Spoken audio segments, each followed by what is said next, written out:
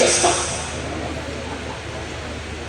bahwa haji itu di tempat yang kami sebut tadi, wukuf Arafah, tawaf di Ka'bah, sa'i Safa Marwah, lempar di Mina, ula wusta Aqabah, mabit di Mina, itu sudah mujma' alaih.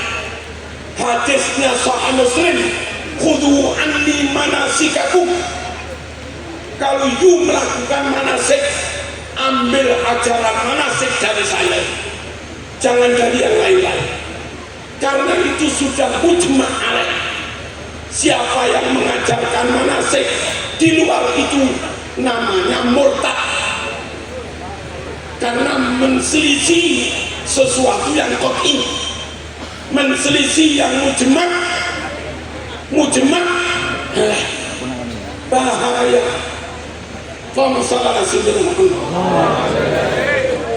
Warga Cirebon monggo berwirid bagus, monggo bertarekat bagus, tapi jangan sembarang orang kau jadikan mursyid. Ya.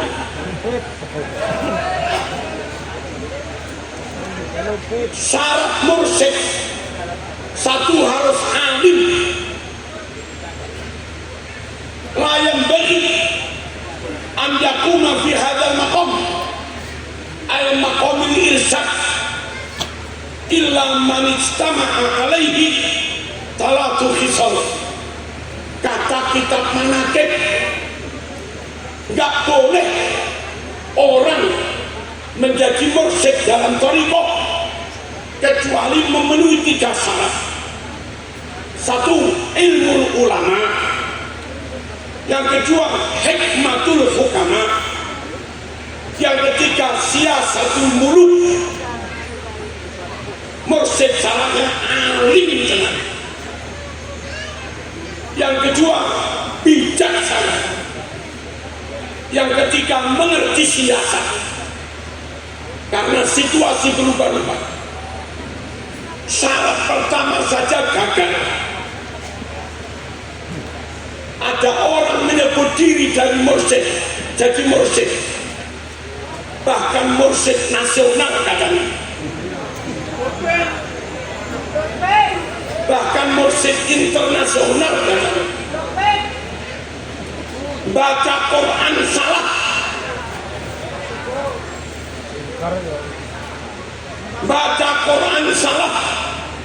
Dia baca Quran begini, arsalahullahu ila kaffatil khalqi jinnan wa insan basyiran wa nadhiran wa mubatsyiran. Saya yakin PKS menyatakan itu bukan ayat.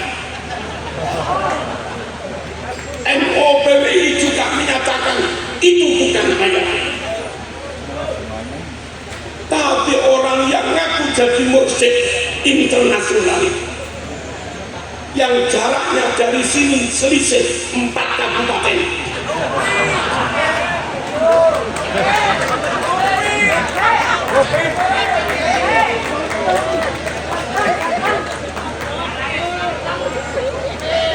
kenapa Kemenak membiarkan dia tetap jadi mursyid? Kenapa MUI membiarkan dia tetap jadi mursyid? Ayo negara hadir, ayo lewat Kemenak, lewat MUI, negara hadir menyelamatkan umat. Nabi sorot aja gagal, baca ayat gagal. Dia bilang innama buistu liutammima makarimal akhlak. Itu hadis, tapi dia bilang itu firman Allah.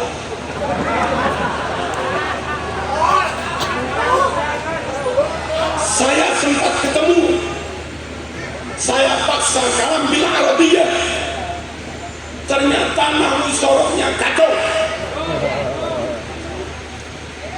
Di dunia pesantren ada kaidah malam ya'rifin nahwa, malam ya'rifin nahwa layu sabu bikalami. Orang yang nggak menguasai nahu sorof, fatwanya nggak bisa dipercaya. Apalagi jadi mursyid. Lah repotnya pemerintah memfasilitasi. Mohon.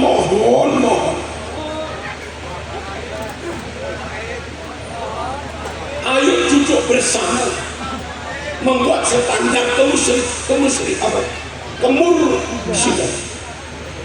atau membuat sertifikasi mursyid.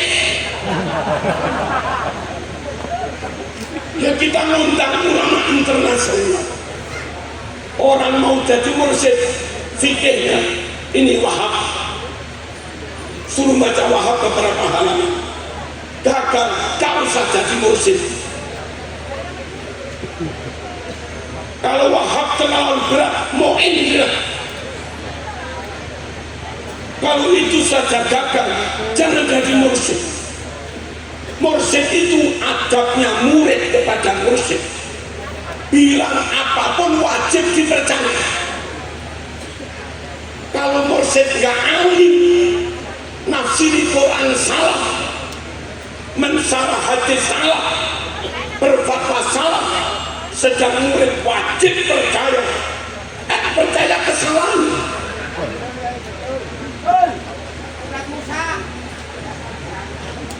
Ayo kita siap kompak, kita rekonsiliasi, oke. Kita bersatu sangat oke. Tapi jangan ada kebohongan, jangan ada yang mencuri-curi sejarah, jangan ada pengkhianatan.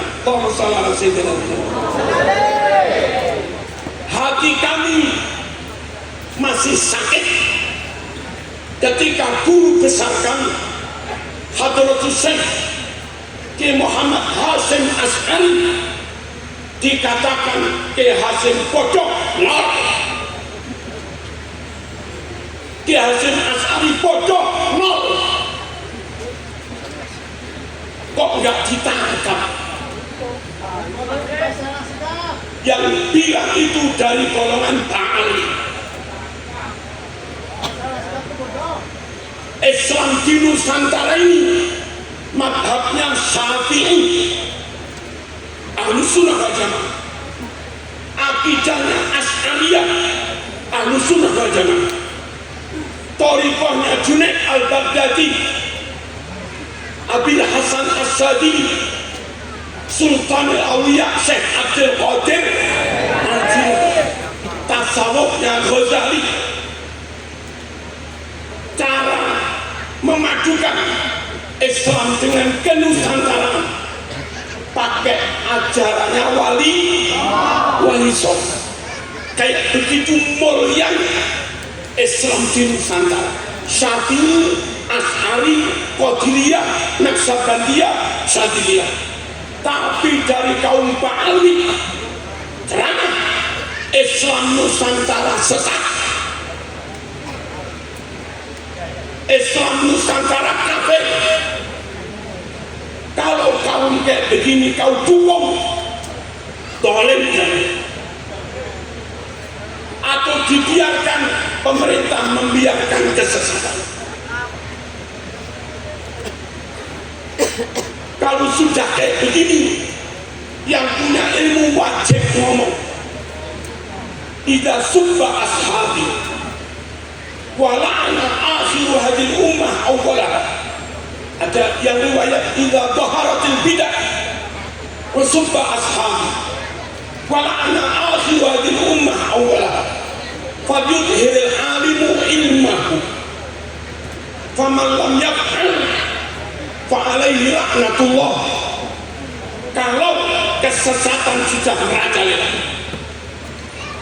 kebatilan sudah merajalela, maka yang punya ilmu wajib berbicara, yang punya kekuasaan wajib bertindak. Kalau diam saja, dia dilaknat Allah. Ayo NU teriak bahwa kayak begini baca, Ayo Muhammadiyah teriak keras bahwa kayak begini batal. Ayo PKS teriak keras bahwa yang begini batal. Kalau diam, kamu dilaknat Allah. Allahumma shalli ala sayyidina Muhammad.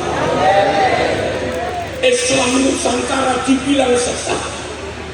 Sini ahlu sunnah, Syafi'i, ada Hambali, ada Maliki, Asy'ariyah dibilang sesat. Emang suruh ikut Iran, Iran Syiah, suruh ikut Saudi, Wahabi, suruh ikut Mesir, Ikhwan, suruh ikut Yordan, Hizbut Tahrir, suruh ikut Yaman, Yaman mana? Yaman Utara Wahabi, Yaman Selatan Syiah Zaidiyah, partainya komunis.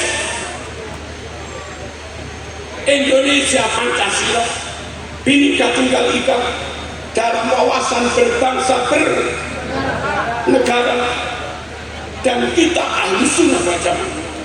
Tapi perwakilan dari Pak Ali yang mereka sebut diri habaib bilang Islam Nusantara sesat, Islam Nusantara kafir. Kami jangan dipaksa bersatu dengan orang yang kayak begini. Kalau bahasa Gresik, kami jangan dipaksa ikut orang yang cocoknya kayak begini. Kalau Gresik ini kan Cirebon.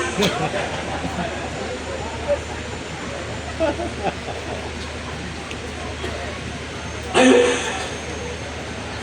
kita tegakkan kebenaran. Ulama kita berjarak-jarak mempertahankan thariqah. Ulama thariqah Cilegon berdarah-darah jadi korban karena fatwanya Utsman bin Yahya. Lalu sekarang jadi begini lagi. Mohon NU jangan bolong mereka ke depan setelah muktamar. Bersihkan NU dari para pengkhianat.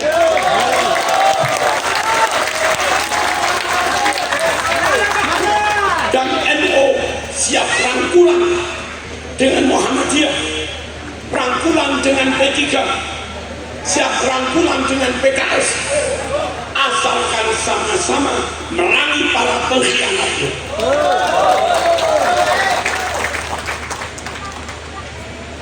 Allahumma shalli ala sayyidina Muhammad. Hadirin rahimakumullah. Lalu mohon kita yakin kalau sudah mati nggak bisa taubat. Taubat itu sampai sekarang. Nabi bersabda, innallaha yaqbalu taubatal abdi malam yughargir. Allah masih terima tobat hamba asal belum sekarang.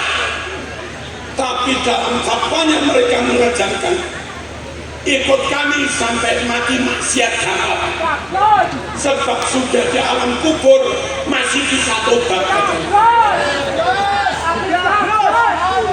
Ayo yang begini kita bareng-bareng melawan. Jangan hanya PDI toh.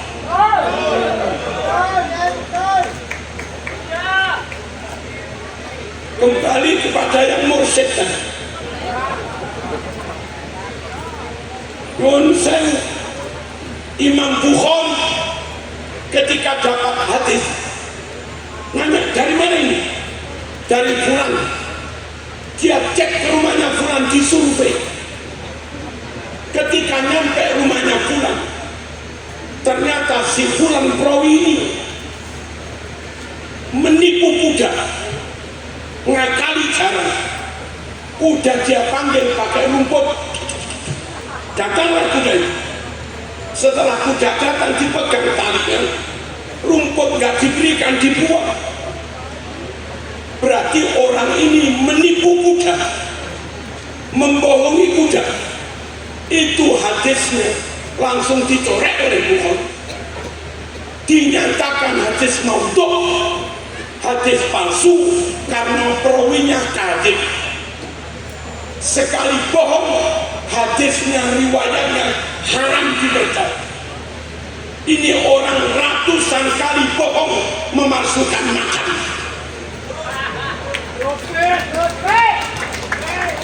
Ratusan kali bohong memalsukan sejarah nasional, pahlawan bangsa, NU, nyata-nyata kadzib dan gak ngerti nahwu lagi, kadzib dan gak ahli lagi.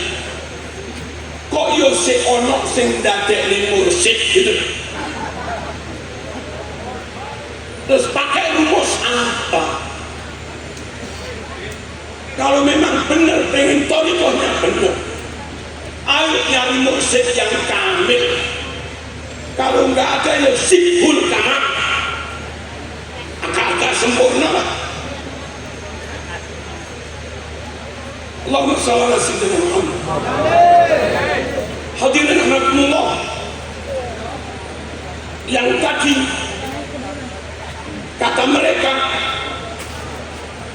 ada orang mati setelah beberapa bulan istrinya hamil.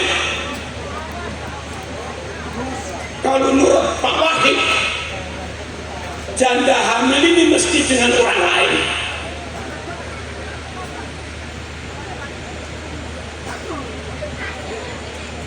Tapi mereka nggak mau nyebut jandanya ini zina. Akhirnya mereka ngarang cerita suaminya yang mati itu bangun lagi dari alam kubur, datang ke kamar istrinya, menjimak istrinya sampai hamil, lalu kembali ke alam kubur lagi.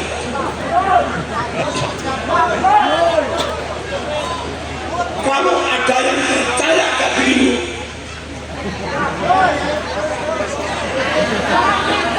kira-kira PKS percaya betul ini?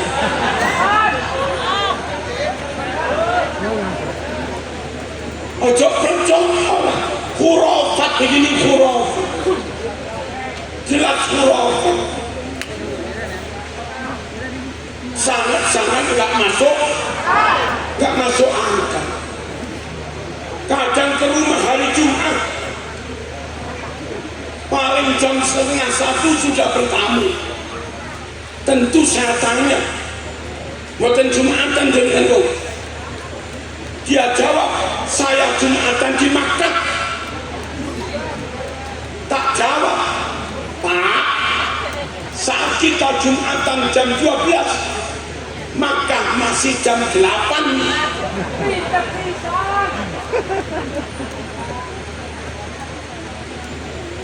Kalau kamu nggak Jumatan di sini, katanya Jumatan di Mekah, pertama kamu memang tidak Jumatan. Yang kedua bohong, nggak mungkin Jumatan di Mekah. Mekah masih jam 8. Jangan biarkan umat dibohongi ya begini-begini. Dan kalau kami mengedukasi, memberikan pencerahan, mohon aparat Pak Wahid jangan tuduh PWI memecah belah. Mohon PBNU, mohon Kiro Islam cabut jauh panjenengan yang katanya PWI memecah belah. Cabut jauh panjenengan yang katanya kayak PWI ini, maaf, Khawarij, Wahabi.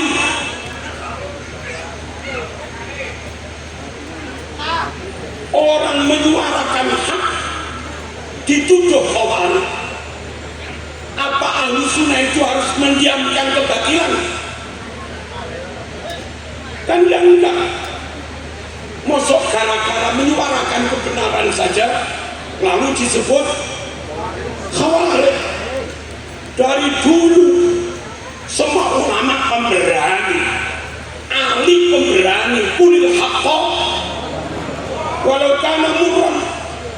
Imam Buwaiti di penjara karena kulil haqqa. Imam Ahmad bin Hanbal di penjara karena kulil haqqa.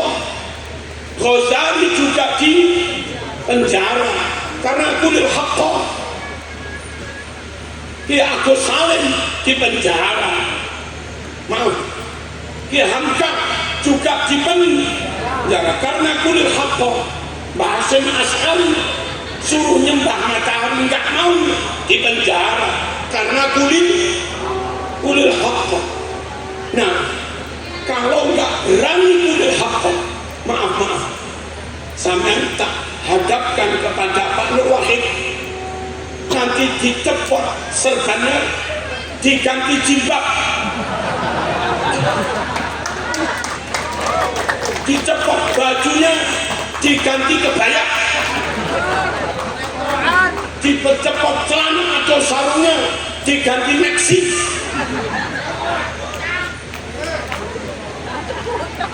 Apa maksudnya?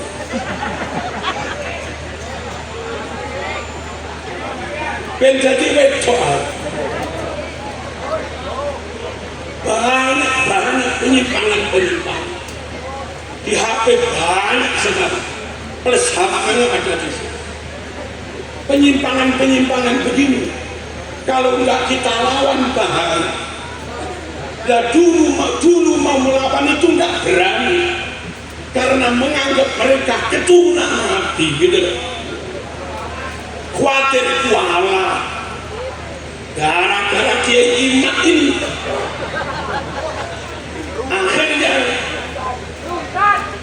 Kiai Nur Fadil nggak takut kualat juga.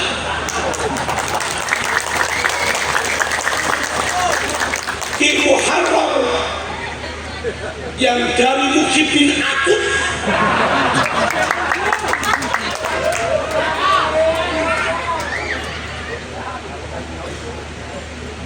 dan memang akhirnya kebatilan mereka terbongkar dan sedikit-sedikit umat bisa kita selamatkan. Semoga yang lain segera bertaubat. Amin Allahumma amin. Allahumma shalli ala sayyidina Muhammad. Kota yang paling mulia itu kota Makkah Madinah,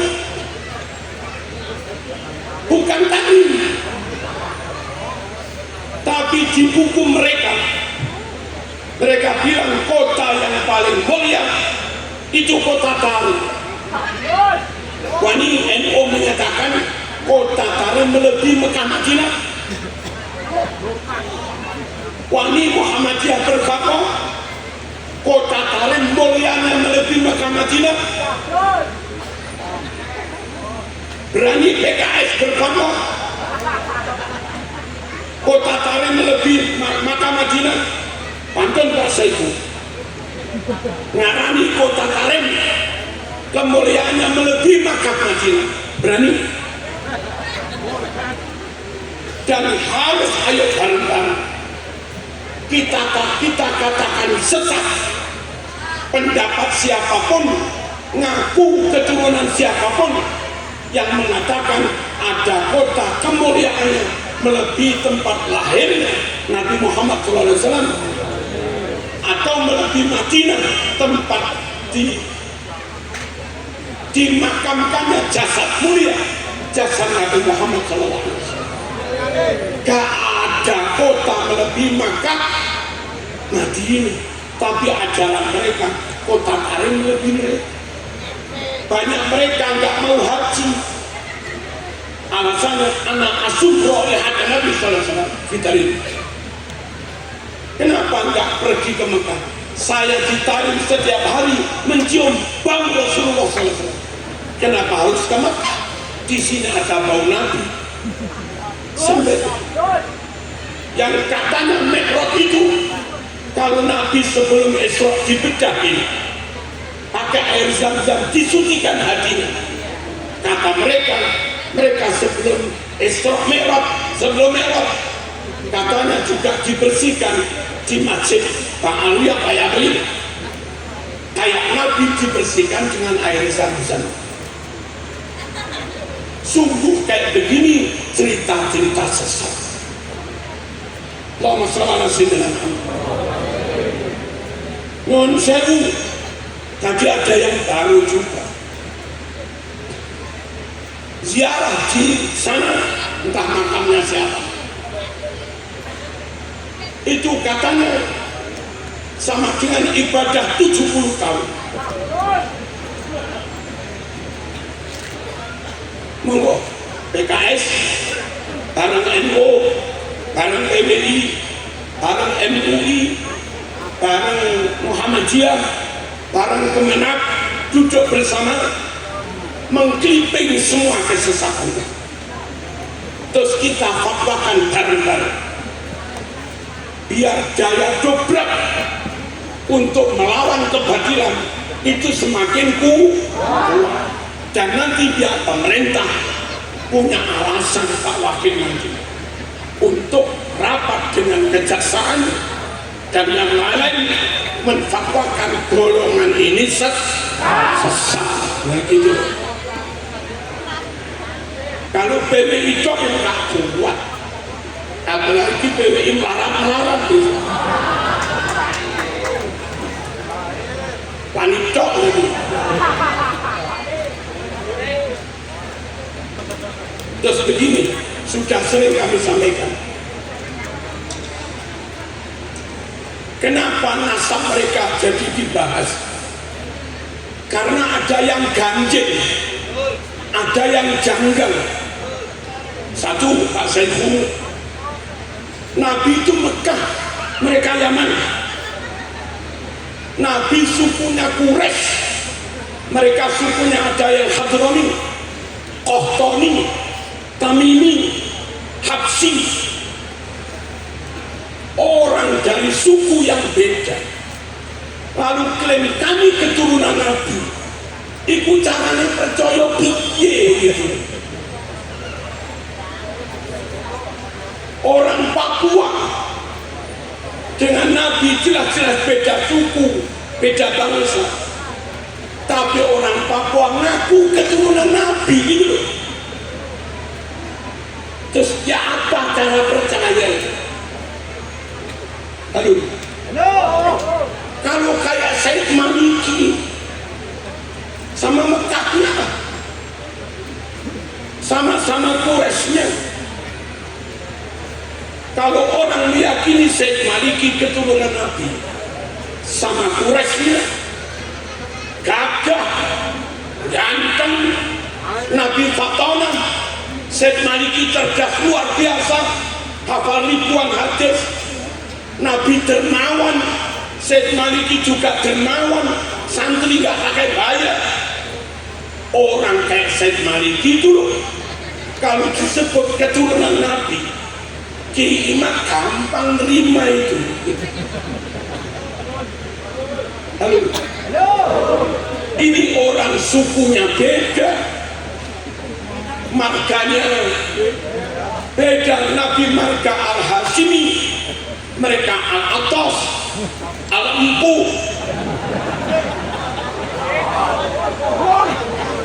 Al-Atas, Al-Idrus dan macam-macam. Karakternya beda. Nabi sering memberi, mereka minta. Tanya Pak Muhammad, pernah diminta ya Pak? Nabi cerdas luar biasa, Nabi lemah lembut, lalu mereka ngamukan.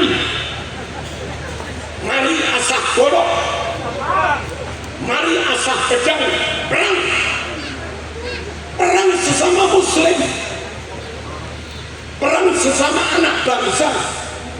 Ngamukan, karakter beda, sifat beda, kecerdasan Fatona jauh, suku juga beda, lalu minta diakui keturunan Nabi tanpa mau dikaji, tanpa mau diteliti.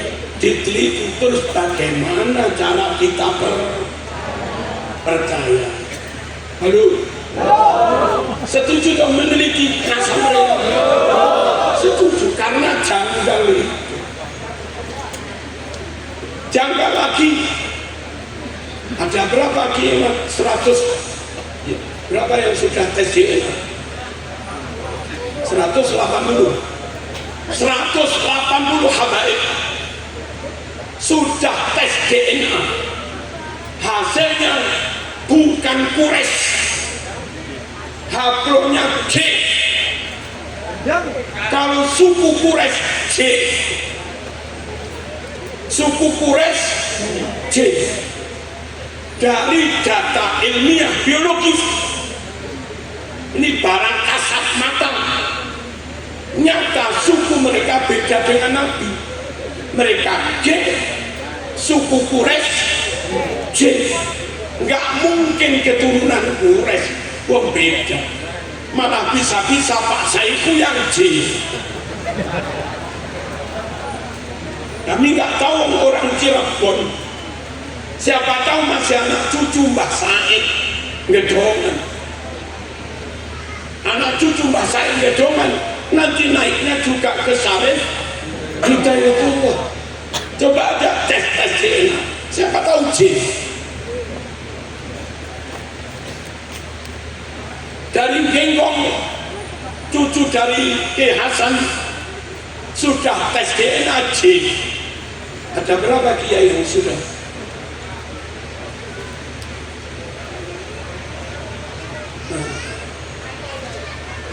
Katanya banyak sudah.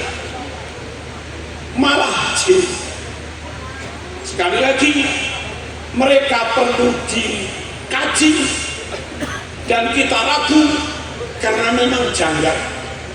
Janggalnya lagi, maaf, si Bahar pernah ngaku aneh keturunan ke-28,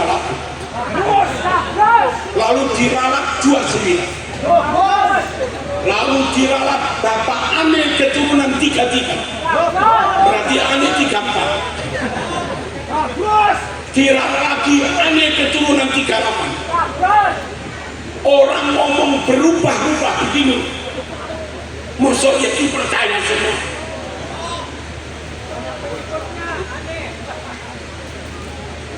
Masalahnya aneh-aneh. Terus nyunseng, ayo hitung-hitungan. Sekarang hijrahnya 1447.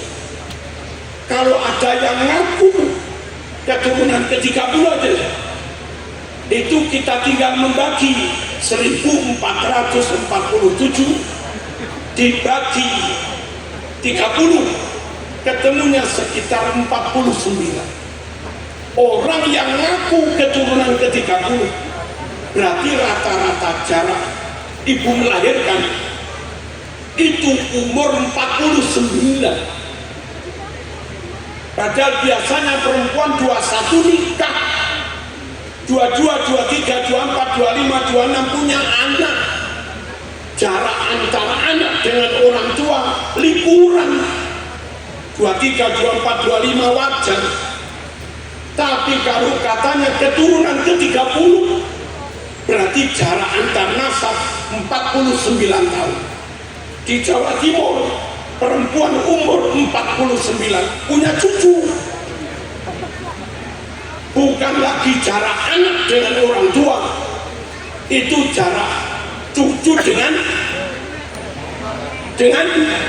nenek dan kakeknya. Kayak begini loh Pak Saiku, apa enggak janggal kayak begini? Dan kalau janggal mosok dibiarkan, dipercaya saja? Ya enggak lah. Kita wajib menjaga kesucian nasab ahlul bait. Wa yutahhirakum tadhir. Allah ingin menjaga kesucian kau wahai ahlul bait, supaya ahlul bait tetap suci. Jangan biarkan, ulangi, supaya ahlul bait tetap suci, jangan biarkan sembarang orang ngaku-ngaku keturunan Kanjeng tanpa bukti. Kurang dua lagi. Ini jagonya Kiai Iman. Selama 500 tahun nggak ada satupun kitab nasab yang menyebut Habaib ini dan nenek moyangnya keturunan Kanjeng Nabi. Nggak ada. Lalu abad 9 ditulis buku Al-Burqatul Musikoh, katanya lewat mimpi mereka keturunan Nabi. Konco PKS banyak yang eksak, konco PKS banyak yang berlatar belakang MIPA, matematika, ilmu pasti. Sakit boten dipercaya 500 tahun gak ada data, tahu-tahu ditulis di karang kami keturunan Nabi tanpa ada data. Lalu kita disuruh percaya, yang nggak bisa.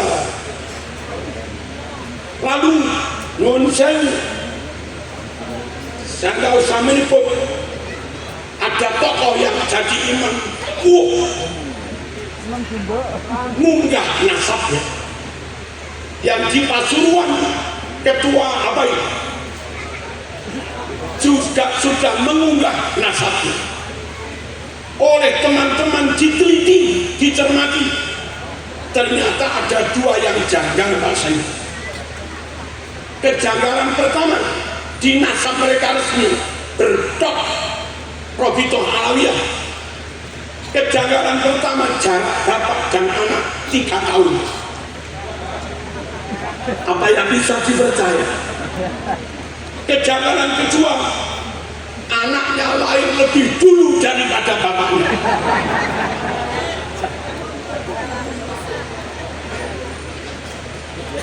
Mereka begini-begini, masuk Jenderal Wahid suruh percaya, ya nggak bisa. Dan yang paling akhir, Allahumma shalli ala sayyidina Muhammad, seringkali mungkin Pak Muharrar sama, saya juga sama, ulun itu ditamoni, kalau nggak salah namanya Habib Ali, dari Bondowoso ke rumah jauh begini, Kiai jangan nggak usah percaya dengan itu, dengan itu. Loh, kenapa? Itu sepupu saya, itu juga sepupu saya. Kalau sepupu dia keturunan Nabi, saya juga tuh. Kalau karena sepupu, kalau dia keturunan Nabi, saya juga keturunan Nabi, sepupu. Tapi kenapa saya nggak dianggap keturunan Nabi? Saya nggak punya sertifikat. Kata Habib Ali itu, dia bayar dia. Saya nggak kuat bayar. Pertanyaannya, orang yang punya sertifikat nasab tidak dengan cara diteliti, tapi dengan cara bayar, diterbitkan surat. Apa itu valid? Apa itu akurat? Apa itu bisa dipercaya? Lele ngono dipercaya ya kebaca. Belum lagi penyimpangan-penyimpangan lain. Kalau kita ceritakan ente. Ayo bergerak terus. Ayo sebagai warga bangsa bergerak untuk selamatkan negara ini. Orang Arab bilang, Arab tanah air kami, monggo. Orang Mesir bilang, Mesir tanah air kami, monggo. Orang Yaman bilang, Yaman tanah air kami, monggo. Saya nggak pengen ngode-ngode. Dan kalau kami bangsa Indonesia menyatakan Indonesia milik kami, mohon wong taring ojo nesu.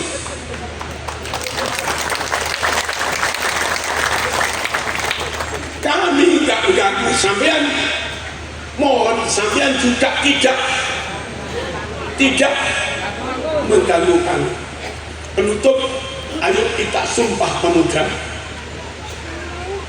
kita memperbaharui ikrar sebagai anak bangsa. Mari Kami bangsa Indonesia. Berbangsa satu bangsa Indonesia. Kami bangsa Indonesia. Bertanah air satu tanah air Indonesia.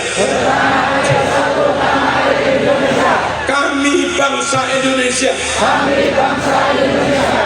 Berbahasa satu bahasa Indonesia. Wallahu muwaffiq ila aqwamit thoriq. Wassalamualaikum warahmatullahi wabarakatuh.